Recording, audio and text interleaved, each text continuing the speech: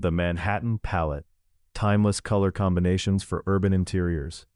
Manhattan has always shaped how its interiors look, and the limestone of its pre-war facades, the dark glass of its towers, and the filtered light that moves between them set a standard for how color behaves indoors. Muted neutrals carry a room, considered accents define it, and warm undertones take the edge off industrial materials. 1. Why color feels different in a city color. Never works in isolation, and in Manhattan the conditions it responds to are specific. Daylight arrives filtered by neighboring buildings and reflected off glass. Apartments are often compact enough that the wrong tone can make a room feel smaller than the floor plan suggests.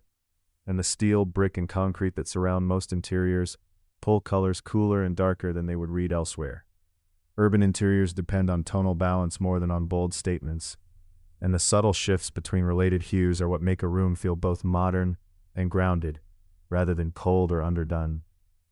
2. The anatomy of the Manhattan palette. At its core, this palette is about atmosphere rather than trend. These are the combinations that have shaped many of the city's best interiors. Warm neutrals with charcoal accents. Taupe walls, oak floors, and black steel frames work together because the warmth keeps the industrial edge from feeling cold, while the dark accents give the room structure, which is why warm neutrals have largely replaced stark white as the default backdrop in lofts and modern apartments, where the architecture already supplies the hard edges. Grayish ivory and graphite, architectural and quietly refined. This trio reads as modern Manhattan. The gray-beige mix softens incoming light, ivory keeps the space bright, and graphite adds definition in a way that suits open-plan apartments and penthouses where the proportions are generous enough to absorb the contrast. Stone white with midnight blue.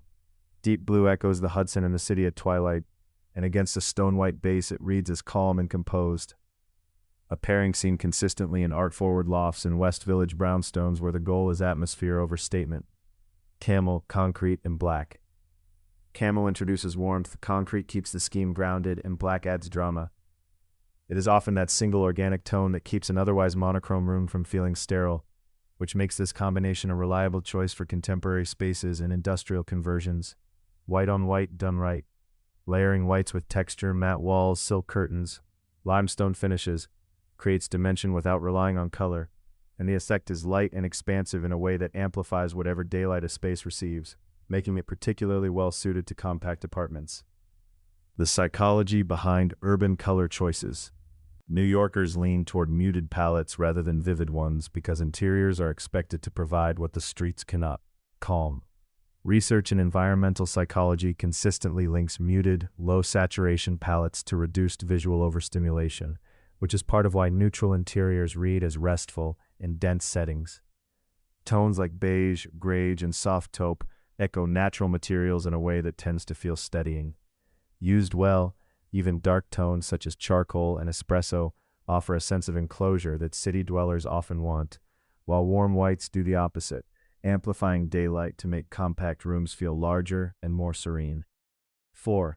How designers build color and layers. Color works through rhythm and contrast, and the approach that tends to work in Manhattan apartments anchors the room with one deep-toned, charcoal navy or espresso to set structure, then layers neutrals such as linen, mushroom, or warm white across walls and furniture.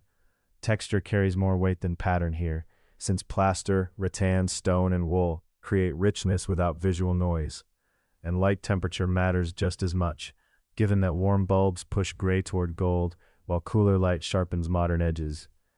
At Hopler Design and Build, this often means balancing light oak and cream with charcoal or espresso cabinetry to produce homes that feel calm without losing their metropolitan edge. 5. Color as architecture. At Hopler Design and Build, color is part of the architecture rather than a finishing layer. The team studies daylight patterns, surface reflectivity, and material undertones, then builds schemes that shift naturally through the day, soft amber in the morning and deeper bronze and gray by evening, with the aim of setting the mood of a space rather than simply decorating it. The enduring appeal of restraint, quiet palettes last because they let materials, light, and proportion do the work, and they age well precisely because they do not shout, which is much of what defines Manhattan itself. A considered palette makes a home feel balanced and finished, whether it is a downtown loft or an Upper West Side townhouse, adapting across seasons, aging gracefully, and keeping the focus on craftsmanship, Light and proportion. Tatiana Chekina, interior designer and 3D visualizer. In urban interiors, color usually works best when it's supported by texture rather than contrast alone. Layering plaster, natural stone, wood, linen, or brushed metals within a similar tonal palette creates much more depth than using multiple strong colors. This approach also helps interiors remain timeless as trends shift over time. Which color combinations are considered timeless for an elegant urban interior? Timeless urban interiors rely on restrained palettes that read as sophisticated rather than trendy. And the most enduring ones share a quality of adaptability. Warm neutrals paired with soft whites such as ivory, beige, taupe, or stone stay clean and calm across decades. Grays with warm wood tones feel structured but still inviting. And grays with muted earth tones reads as elegant and modern without the coldness that purely gray schemes can carry. Black, white, and natural textures offer contrast and architectural clarity without belonging to a particular moment. And soft charcoal with light neutrals adds depth without sacrificing brightness. These palettes age well, photograph well, and let an interior evolve over time without requiring wholesale changes. How do you combine neutral tones with accent colors without overwhelming the space? The foundation stays calm and consistent, with walls, large furniture, and flooring carrying the neutrals, while accents are limited to one or two tones applied in controlled doses through cushions, artwork, lighting, or a single feature element, rather than large saturated areas.